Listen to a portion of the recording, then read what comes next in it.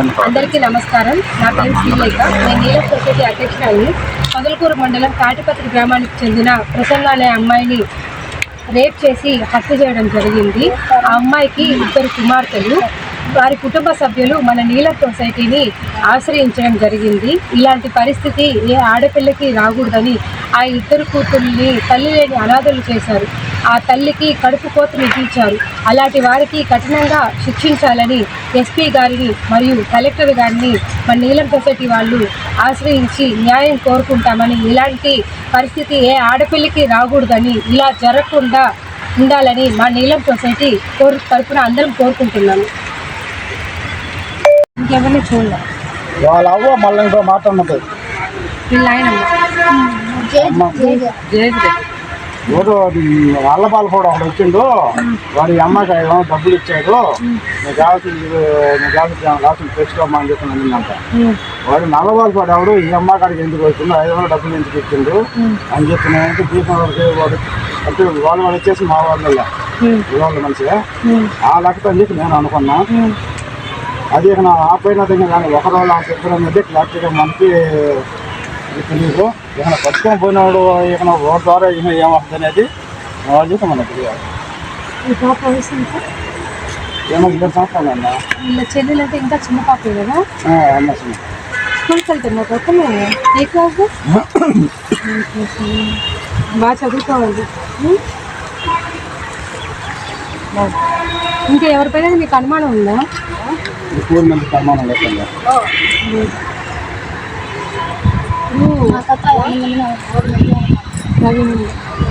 ఒకటి వాళ్ళు అంటే ఇంట్లో తోడు ఉంటారా? అయినా నాకు తెలియదు కాదు. నేను పోయేలేక అప్పటికి అసలు శ్వాసే లేదు మా అక్కకి. 2 ఒకే ఊర్లో ఉంటారు. నేను దూరంగా ఉంటా. అంటే అమ్మాయికి నాకు గొంతులు అంటే నేను ఎంత దూరం ఉంటే అవతల రోడ్డు అవతల నేను ఉంటా. అమ్మాయి ఒకటే అదే చెప్పిల్లా, మా బావ చెప్పిల్లా వచ్చింది. ఆ జావన్ వచ్చింది. నేను మా ఆయన ఇద్దరం పోయేలేకి అప్పటికి అసలు శ్వాసలే లేదు. కాళ్ళు చేతి గుళ్ళంతా ఉంటాం. పోలీసు వాళ్ళు అడిగారు వాళ్ళ క్యాస్ట్ వేరే పైన మీ క్యాస్ట్ వేరు కదా అంటే ఈ అమ్మాయి మా అబ్బాయి వాళ్ళతో లవ్ మ్యారేజ్ చేసుకున్నారు. ఈ అమ్మాయి వాళ్ళ వాడు దాంతో నేను వాళ్ళకి జనరేషన్ మన దగ్గర మీ ఎవరు కూడా అదే క్యాస్ట్ పెళ్లి చేస్తున్నావా? వేరే క్యాస్ట్ ఏంటి వాళ్ళు మీరు?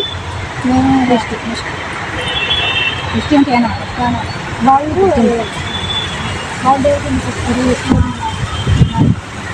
బీసీ మేమైతే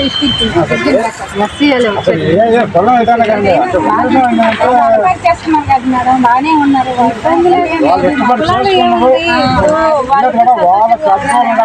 కులాలు అడ్డం వస్తాయి. వాళ్ళ అమ్మ వాళ్ళని వాళ్ళు పండుకున్నారని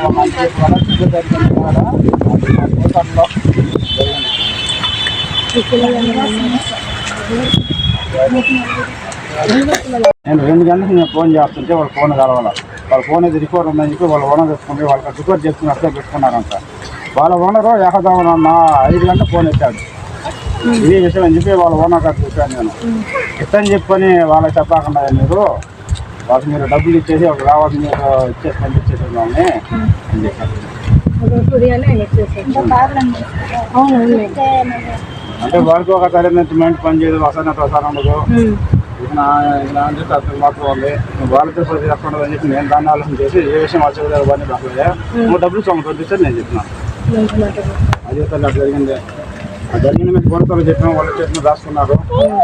నాకు బాగా దాంట్లో ఎవరు ఉన్నారా, ఎంతమంది ఉన్నారా నాకు తెలియదు తల్లి. స్లిప్ ఏం ఇవ్వలేదమ్మా మాకు. నేను కేసుని మేము పెట్టలా. నేను పెద్దమని పెట్టి పోలీసు వాళ్ళు అందరూ వచ్చేసారు. రాసుకుంటారు కదా, ఏ స్టేషన్ అని అడుగుతున్నాను. మా పదవుకోరేనమ్మా.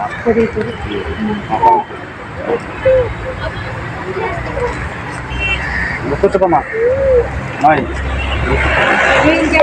చెప్పాడంట వాళ్ళకి లేకొట్టి చెప్పాడంట.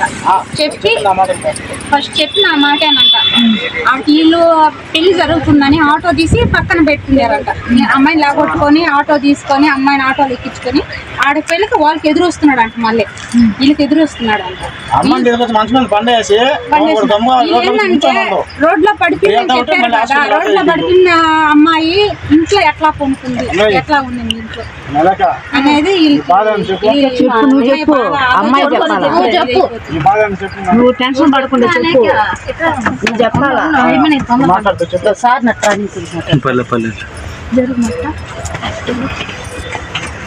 నువ్వు చెప్పమ్మా. పెట్టుకొని పైకి లేవలేదులే. న్యాయం జరగద్ది అంటే నీకు తెలియదు. తీసుకురాలేము అట్లా చెప్పేసి దాని గురించి అది బతికిన ఊపిరి తీస్తారా లేదు కదా, చచ్చిపోయినా తీసుకురాలేము. చెప్పు చిన్నగా చిన్నగా చిన్నగా చిన్నగా ఎక్కడ న్యాయం జరగాలి కదా. ఆడపిల్ల బలవ బుద్ధి కాదు. కళ్ళు మూస్తేనే నువ్వు కళ్ళు తిరిగిపోతుంది నీకు. లెక్క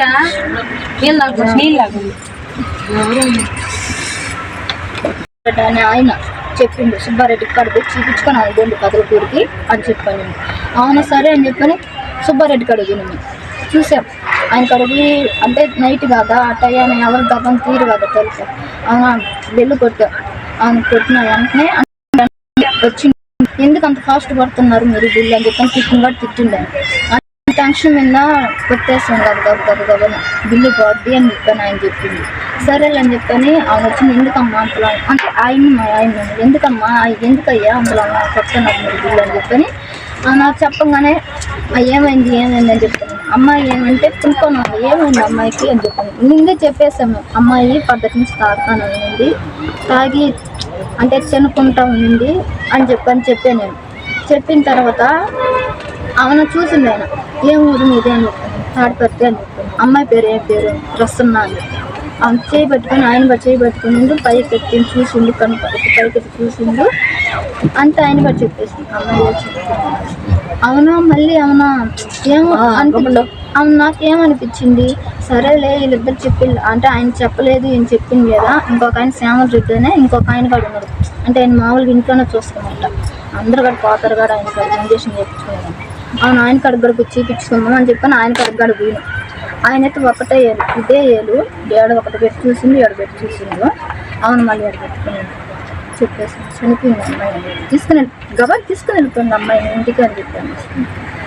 అవును తీసుకొచ్చి మా అమ్మకి ఎంత ట్రై చేసినా కూడా మా అమ్మని ఫోన్ అసలు కలవట్లు. అసలు ఇప్పటి నుంచి 2 గంటలప్పటి నుంచి ఫోన్ చేస్తూనే ఉన్నా. ఈ అమ్మాయి నేను తిరుగుతూనే ఉన్నా అంటే ఇంకా బంధువులకి అందరూ ఫోన్ చేసేదాన్ని.